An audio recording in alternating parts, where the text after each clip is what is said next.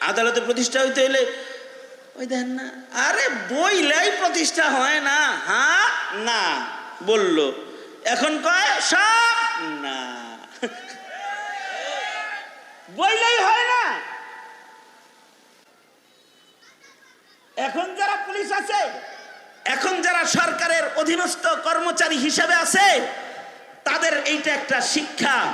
চেয়ারটা কিন্তু খালি নিচ থেকে সইরা গেলেই তোমার অবস্থা কিন্তু আল্লাহ পর্যন্ত পৌঁছার আগে জনতার আদালতে তোকে দাঁড় করানো হবে। বিয়াদব কোথাকার, জনতার আদালতে দাঁড়াবি,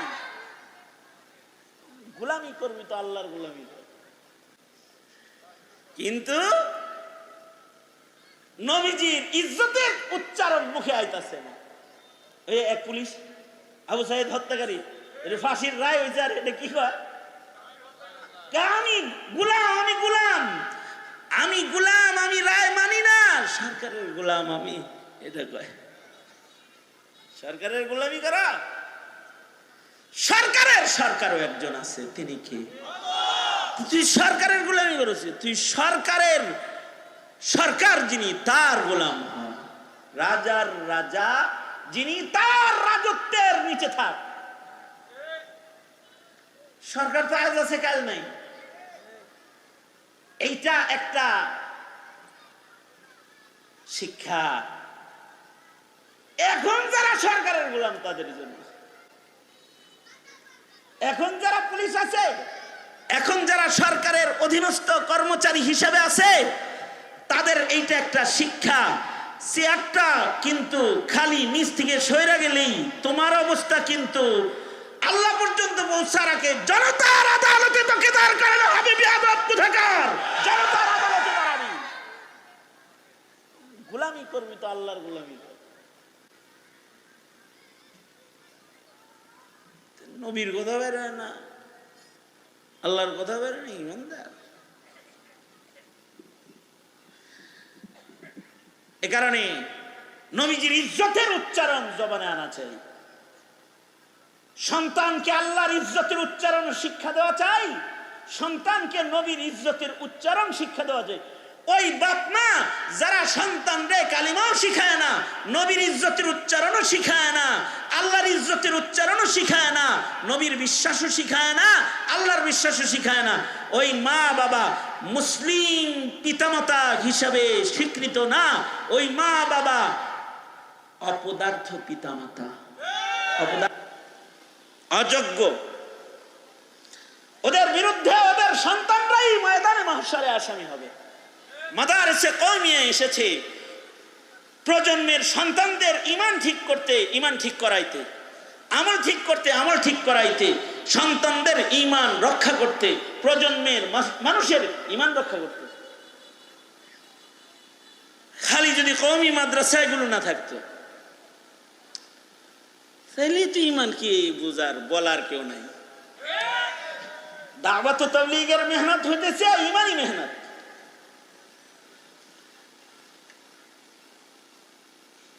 কিন্তু এই দাওয়াত কিভাবে দিবে, তাবলীগ কিভাবে করবে, পীর মুরিদি কিভাবে করবে, এটার জন্য কওমি মাদ্রাসা লাগে। তাছাড়া খালি ভুল করলেই দায়ী হয়, কিন্তু ভ্রষ্ট দায়ী হয়ে যায়, পথভ্রষ্ট হয়ে যায়। বহরহাল এই প্রজন্মের সন্তানদের ঈমান শিখার জায়গা মাদারিসে কওমিয়া। ঈমান নিজে শিখতে হইব, সন্তানদেরকে ঈমান শিক্ষা দিতে হইব, সন্তানদেরকে বুঝাইতে হইব। শুধু লা ইলাহা ইল্লাল্লাহ বললে ঈমান না, আল্লাহর ইজ্জত ঈমান, আল্লাহ পাকের ইজ্জতের বিশ্বাস ঈমান, আল্লাহ পাকের সিফাতের উপরে বিশ্বাস ঈমান, নবীর ইজ্জত ঈমান। নবী শুধু নবী না, তিনি শেষ নবী ও শ্রেষ্ঠ নবী। কিয়ামত পর্যন্ত আর কোন নবী নাই। কেউ যদি নবুয়তের দাওয়া করে, দাবি করে, কাফের, দাজ্জাল, কাফের। শিখাইতে হইব তৈরি, না শিখাইলে তো কাঁদিয়ে নিয়ে যাব। শেখুল ইসলাম আল্লামা আহমদ শফি রহমাতুল্লাহ আলাইহির লাস্ট ফিনিশিং ফতোয়া হলো, কাদিয়ানীকে যারা কাফের মুখে বলে না, এগুলাও কাফের, সব কাফের। যারা কাদিয়ানীকে কাফের বলে না, এরাও কাফের হয়ে যাবে। কাদিয়ানীকে যারা কাফের মনে করে না, ওরাও কাফের হয়ে যাবে।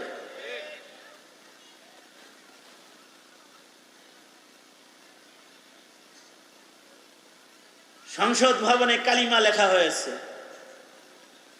স্পিকারের পিছনে কিন্তু লা ইলাহা ইল্লাল্লাহ লেখা আছে না? আমি বলতে চাই, বহু ত্যাগের পরে নতুন সরকার গঠন হয়েছে, খালি কালমা লেখলে হবে না, খাতমে নবুয়তের আইন পাস করো, যারা কাদিয়ানী তাদেরকে কাফের ঘোষণা করো। এটা মুসলমানের দেশ, মুসলমানের দেশ।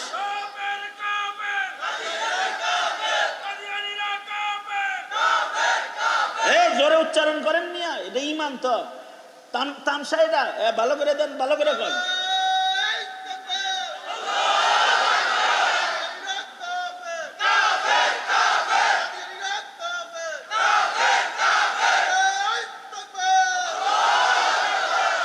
আমি তো যেখানে যাই সেখানে বলি কি, যুবকদেরকে বলি আমি কথাটা, সেটা হলো যে তোরা প্রতি শুক্রবারে মিছিল করবি।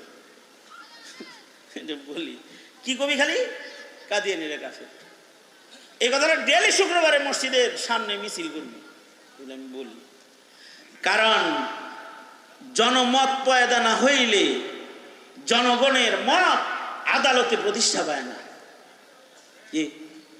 ঠিক না? আদালতে প্রতিষ্ঠা হইতে হইলে ওই দেখেন না, আরে বইলাই প্রতিষ্ঠা হয় না। হ্যাঁ না বললো, এখন কয় সব না, বইলাই হয় না। তাইলে সবাই এটা বলাইতে হইব। তো এ কারণে আমি বলি যে আল্লাহর রসুলের ইজ্জত শিখা সন্তানদের প্রজন্মরে ইমানদার বানাও, প্রতি শুক্রবারে মিছিল করবা। যারা নতুন নতুন বাড়িঘর করবা, আমাদের দেশের একটা ট্রেডিশন হলো গেট করলে, ঘর করলে লেখে লা ইলাহা ইল্লাল্লাহ মুহাম্মাদুর রাসূলুল্লাহ। আমি তাদেরকে পরামর্শ দেই হইলো, নতুন গেট করলে লেখা দিবা কাদিয়ানীরা কাফের, এটা লিখে দিবা। এর লাভ হইব কি? লাভ হইব হইলো স্কুল কলেজ ইউনিভার্সিটিতে পড়ানোর পরেও ওই যে দাদায় লেখা হয়ে গেছে কাদিয়ানী কাফের, কোন জায়গায় যদি ওরা কাদিয়ানীরা দাওয়াত দেয়, ওরা বলবে দাদার গেটে লেখা দেখছি তোরা কাফের, বেয়াদব, যা কাদিয়ান চলে যা, কাদিয়ান যা, মুসলমানের দেশে গে তোরা, ও বলবে। এইগুলো ঈমান। আমাল বিল আরাকান, তাসদীক বিল আরাকান, ইকরারুহুমা বিল লিসান ঈমান, তাসদীক বিল্লাহ বিজামি সিফাতিহি, তাসদীক বির রাসূল বিজামি কামালাতিহি, ইকরারুহুমা বিল লিসান। দুটোটা মুখে আবার উচ্চারণ করতে হইব। আমল বিল আরাকান, তাসদীক বিল আরাকান, ঈমান। যে আমল করে না ও বেঈমান। নামাজ আল্লাহ পাকের হুকুম পড়ে না ইচ্ছা করে, তো ধীরে ধীরে বেঈমান হয়ে যায়। মান তারাকা সালাতান মুতাআম্মিদান ফাকাদ কাফারা। কেউ যদি ইচ্ছা করে রোজার মাসের রোজা ভাঙ্গে ফেলায়, এক সময় ঈমান নষ্ট হইয়া যায়। কেউ যদি ইচ্ছা করে যাকাত না দেয়, তার বিরুদ্ধে জিহাদ করা যায়। হযরত সিদ্দিক আকবরের জীবনের প্রথম জিহাদ হলো মুনকিরে যাকাতদের বিরুদ্ধে জিহাদ। কেউ যদি ইচ্ছা করে হজ না করে, আমল ছেড়ে দেয়, তাহলে আল্লাহর রাসূল বলেন ইহুদি হয়ে মরুক, নাসারা হয়ে মরুক, আমার কিছু আসে যায় না। শুধু ঈমান নয়, আমলও জরুরত হয়। ঈমানের সাথে কারোর যদি আমল জুইরা যায়, ঈমানের সাথে কেউ যদি নামাজি হইয়া যায়, ঈমানের সাথে কেউ যদি জিকির করনেওয়ালা, সুন্নতওয়ালা, নবীর ইশকওয়ালা হইয়া যায়, ও কামিল ঈমানদার হয়ে যায়। নবী প্রেম ছাড়া ঈমান কামেল হয় না। খালি ফরজ আমল না, সুন্নতকেও হিফাজত করে মুমিন হতে হয়। নবীজি কয় লা ইউমিনু আহাদুকুম হাত্তা আকুনা আহাব্বা ইলাইহি মিন ওয়ালিদিহি ওয়া ওয়ালাদিহি ওয়ান নাসি আজমাইন। সর্বোচ্চ নবী প্রেম প্রকাশ করার মাধ্যমে কামেল মুমিন হইতে হয়। শুধুই মাত্র ফরজ না, সুন্নাত নবীজির রেখে যাওয়া সুনানগুলোর হিফাজত করতে হয়। নেক আমল ও সুন্নতের হিফাজতের মাধ্যমে নেককারের দপ্তরে নিজের নাম নিতে হয়। কেউ যদি এমন নেককার হয়ে যায় যার ঈমান ঠিক, যার আমল ঠিক, তাইলে আল্লাহ বলেন ইন্নাল্লাযীনা আমানু ওয়া আমিলুস সালিহাতি উলাইকা হুম খায়রুল বারিয়াহ। তারা সৃষ্টির শ্রেষ্ঠ হয়ে যায়। এবার তার টাকা দরকার নাই, তার চেহারা দরকার নাই, গায়ের চামড়া সুন্দর হইলেও সমস্যা নাই। কারণ হলো ইন্নাল্লাহা লা ইয়ানজুরু ইলা সুওয়ারিকুম ওয়া আমওয়ালিকুম ওয়ালাকিন ইয়ানজুরু ইলা কুলুবিকুম ওয়া আ'মালিকুম।